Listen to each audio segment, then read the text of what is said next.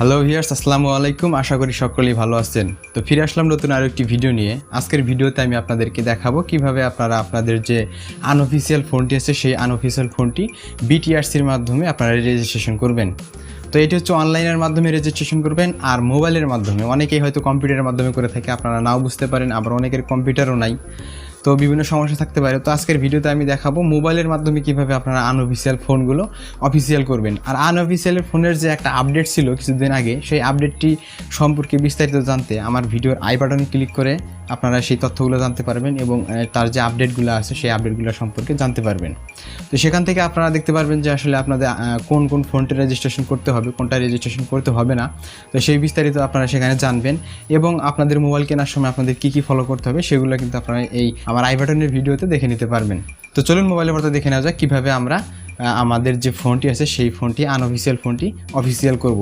আর এই মোবাইলের মাধ্যমে আপনারা আরেকটি তথ্য দেখতে পারবেন, যেটা হচ্ছে যে আপনার ফোনটি আনঅফিসিয়াল না অফিসিয়াল সেটিও কিন্তু আপনারা দেখতে পারবেন। আপনাদের সাথে আছি আমি সুজন আহমেদ, আর আপনারা দেখছেন tech Sujan help YouTube channel. আপনার আনঅফিসিয়াল মোবাইলটি বিটিআরসি ডাটাবেসে রেজিস্ট্রেশন করতে প্রথমে কী করবেন, আমার ভিডিও ডিসক্রিপশন বক্সে একটি লিঙ্ক দেওয়া থাকবে, সেই লিঙ্কে ক্লিক করে সরাসরি আপনারা এরকম একটি ইন্টারফেসে চলে আসবেন।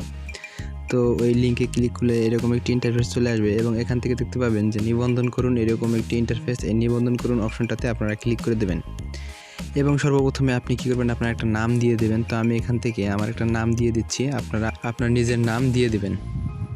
তো তারপরে এখান থেকে আপনি যেই নাম্বারটি ব্যবহার করেন, যেই নাম্বারটি সবসময় খোলা থাকে সেই নাম্বারটি এখানে দিয়ে দেবেন। তো আমি আমার নাম্বারটি দিয়ে দিচ্ছি।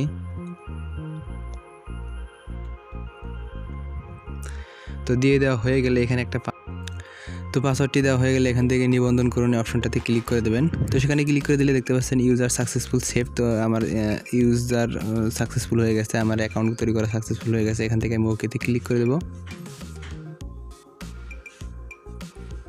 ওকেতে ক্লিক করে দিলে এখান থেকে আমার নাম্বারে একটা ওটিপি চলে আসবে, অর্থাৎ একটা কোড নাম্বার চলে আসবে, পিন নাম্বারের মতো ওই কোডটি আমি এখানে বসিয়ে দেবো।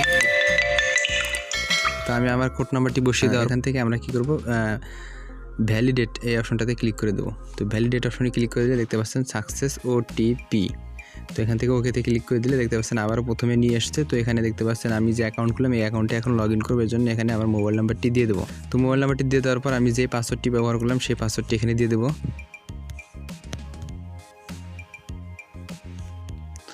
তো দিয়ে দেওয়ার পর এখান থেকে লগ ইন করুন, এই লগ ইন করুন অপশনটাতে ক্লিক করে দেবো। তো লগ ইন করুন অপশনটাতে ক্লিক করে দিলে আমি যে আমার অ্যাকাউন্ট খুললাম, আমি এই মুহূর্তে এই অ্যাকাউন্টে লগ ইন করে যাব। তো লগ ইন করার পর দেখতে পাচ্ছেন এখান থেকে এরকম ইন্টারফেস চলে আসবে। এখান থেকে দেখতে পাচ্ছেন আইএমই নাম্বার, আপনি যাচাই করতে পারবেন আপনার আসলে ফোনটি আইএমই সঠিক আছে কি না। তো এর জন্য আপনারা এখানে আপনার যে ফোনের আইএমই আছে সেই আইএমইটা এখানে দিয়ে দেবেন, অথবা আপনারা কী করবেন, আপনাদের আইএমই কোডটি এখন কীভাবে পাবেন তো এটি আমি আরেকটি ভিডিওতে দেখিয়ে দিয়েছি আমার, সেখান থেকে আপনারা দেখে নিতে পারেন কীভাবে আপনারা আইএমই কোড পাবেন। তো বন্ধুরা এখান থেকে আপনারা কী করবেন, দেখতে পাচ্ছেন আইএমই নাম্বার, এখানে আপনারা আইএমই নাম্বারটা পেস্ট করে দেবেন, আপনারা আইএমই নাম্বারটা দিয়ে দেবেন। তো আমি এখান থেকে আমার মোবাইলের আইএমই নাম্বারটা দিয়ে দিলাম। দিয়ে দেওয়ার পর এখান থেকে দেখাবে যে আসলে আপনার ফোনটি অফিসিয়াল নাকি আনঅফিসিয়াল। যদি আনঅফিসিয়াল হয় তাহলে এখান থেকে আপনারা কী করবেন, রেজিস্ট্রেশন করবেন। দেখতে পাচ্ছেন আমার নেটওয়ার্কের জন্য ক্লিয়ার বোঝা যাচ্ছে না, এখান থেকে লাল একটা চিহ্ন চলে আসছে, তার মানে আমার ফোনটি হচ্ছে এখনও ডাটাবেজে পাওয়া যায়নি। তো এই জন্য আপনারা কী করবেন, বিশেষ নিবন্ধন এই অপশনটাতে ক্লিক করে দেবেন। বিশেষ নিবন্ধন অপশনে ক্লিক করে দিলে দেখতে পাবেন এখান থেকে এরকম একটি ইন্টারফেস চলে আসবে। তো এখান থেকে আপনারা কী করবেন, আইএমই নাম্বার এখানে আপনি যেই ফোনের রেজিস্ট্রেশন করতে চাচ্ছেন সেই ফোনের আইএমই নাম্বারটা এখানে দিয়ে দেবেন। দিয়ে দেওয়ার পর এখান থেকে আপনারা দেখতে পাবেন যে সংযুক্তির ধরন, এখানে ক্লিক করে দেবেন। এখান থেকে দেখতে পাচ্ছেন পাসপোর্ট কপি, তারপর ট্যাক্স প্রদান রসিদ 2টার বেশি, তারপর উপহার প্রাপ্তির রসিদ। তো এখান থেকে আপনি যেইটি এখানে দিতে চাচ্ছেন সেটা এখানে সিলেক্ট করে দেবেন। তো আপনি যদি পাসপোর্ট কপি লেখেন তাহলে এখানে পাসপোর্ট কপিতে সিলেক্ট করে দেবেন। আর আপনি যদি উপহার প্রদানের রসিদ, অর্থাৎ আপনি যে ফোনটা নিয়েছিলেন সেখানে যে রসিদ ছিল সেই রসিদটা আপনি ব্যবহার করতে পারেন। তারপরে ট্যাক্স প্রদানের রসিদ, এখান থেকে আপনি যে ট্যাক্সটি দিয়েছিলেন তার যদি রসিদ থাকে তাহলে তার একটা ছবি অবশ্যই লাগবে।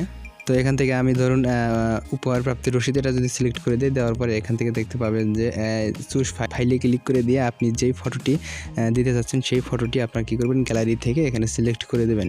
তো যখন আপনি গ্যালারি থেকে এখানে দেখতে পাচ্ছেন আপনার গ্যালারি চলে আসবে, এখান থেকে আপনি গ্যালারি থেকে সিলেক্ট করে দেওয়ার পরে আপনি কী করবেন, এখান থেকে দেখতে পাচ্ছেন সংযুক্তি ধরন, সংযুক্তি দেখতে পাচ্ছেন, এখান থেকে সংযুক্তি অপশনটাতে ক্লিক করে দেবেন।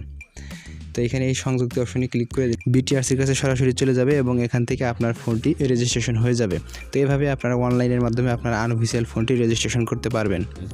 এই ছিল আজকের ভিডিওটি ভালো লাগলে অবশ্যই লাইক করবেন, কমেন্ট করে আপনার মতামত জানিয়ে দেবেন। দেখা হবে পরের কোনো ভিডিওতে, সেই পর্যন্ত সবাই ভালো থাকবেন, সুস্থ থাকবেন। আল্লাহ হাফেজ।